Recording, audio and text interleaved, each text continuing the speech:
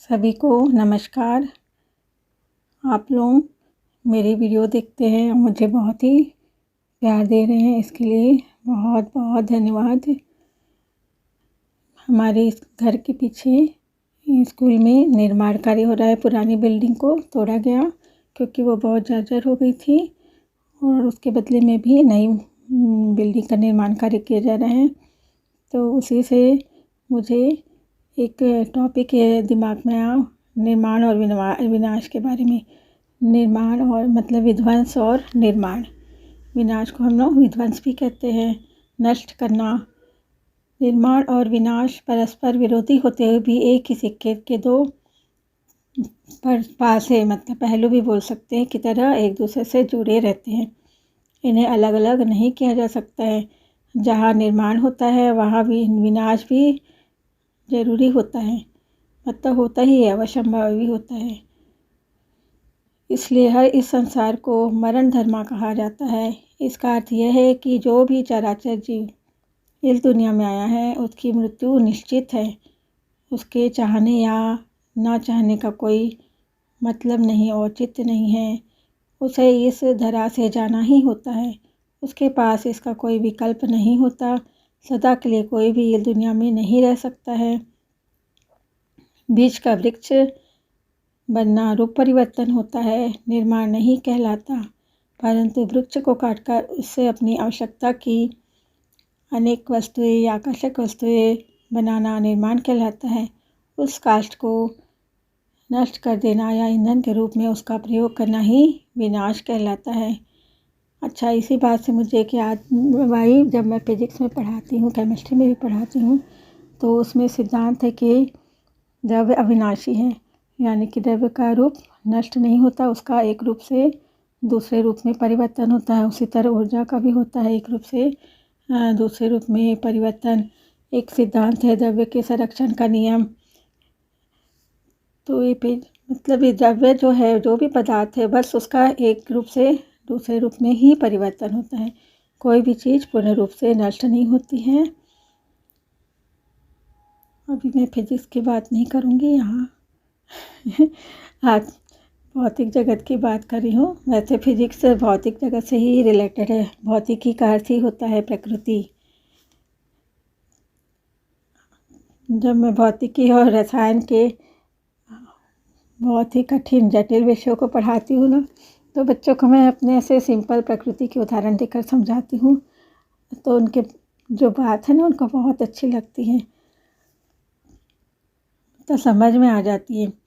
तो टीचिंग से ना हमको हर साल नए नए बच्चे मिलते हैं और उनके प्रश्न भी एक नए रहते हैं। मुझे ऐसे बच्चे भी पसंद हैं। जो चीज़ मैं नहीं जानती ना, तो मैं बता देती कि मैं कल समझ के आऊँगी, क्योंकि उनके जो प्रश्न हैं ना, उनको बहुत ही डीप रहते हैं। एक प्रकार से है तो सब्जेक्ट फिजिक्स और केमिस्ट्री का, लेकिन वो जीवन से रिलेटेड ही रहते हैं, संबंधित रहते हैं। तो मैं बात कर रही थी निर्माण और विध्वंस की, और मुझे ये टीचर हूँ तो बच्चों की बात याद ही आ जाती है बार बार बीच में। तो ये समस्त चराचर जगत उस प्रभु की रचना है अथवा निर्माण है। जब भी प्राकृतिक आपदाएं आती हैं तब वे स्थान स्थान पर विनाश का तांडव करती ही है। चारों ओर त्राही त्राही मचाने लगती है। वो किसी चराचर जीव का पक्षपात नहीं करती, सबको वो नष्ट कर देती है। किसी भी निर्माण में वर्षों लगते हैं, किंतु उसका विनाश करने में अधिक समय नहीं लगता है।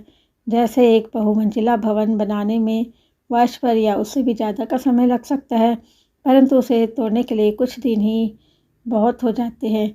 तो मैं यही कहना चाहती हूँ कि निर्माण करना बहुत कठिन होता है और विध्वंस करना सरल होता है। एक और चाणक्य या कौटिल्य की बात आ रही है याद मुझे, शिक्षक से संबंधित है। शिक्षक विध्वंस और निर्माण दोनों कर सकता है।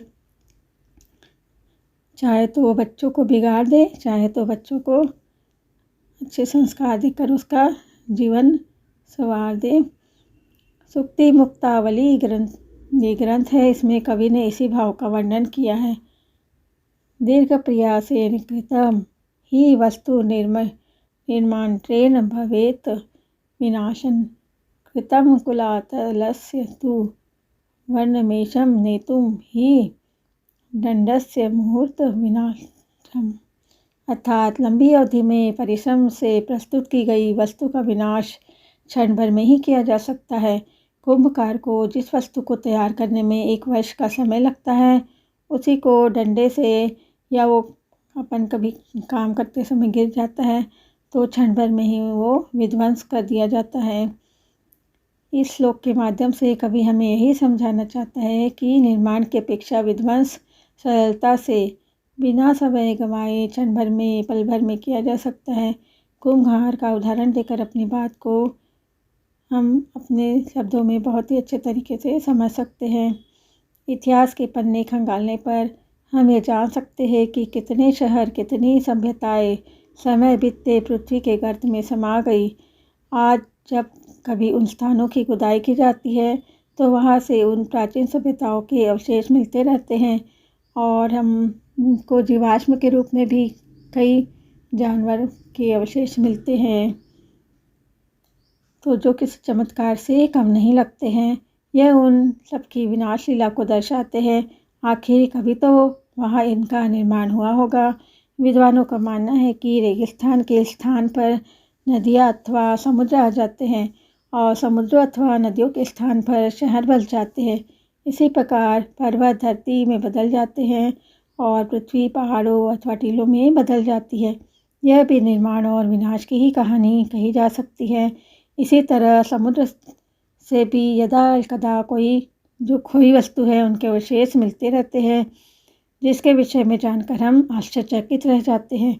मनुष्य को सदा निर्माण कार्य करते रहना चाहिए, जो देश, धर्म, समाज और घर परिवार के लिए उपयोगी है।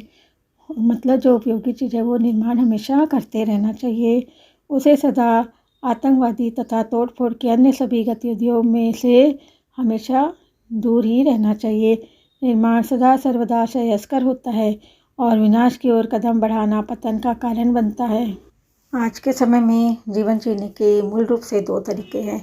पहला ये कि देश और दुनिया में होने वाली तमाम घटनाओं को सिर्फ अखबार की खबर जानकर या टीवी की खबर जानकर अपने दैनिक जीवन को उसी प्रकार जीते रहना जैसे हम सदियों से जीते आए हैं, जिसमें अपने परिवार के भरण पोषण के लिए धन कमाना, अपने बच्चों को शिक्षा पाने एक स्कूल में भेजना और सुख सुविधापूर्ण जीवन जीते रहना है।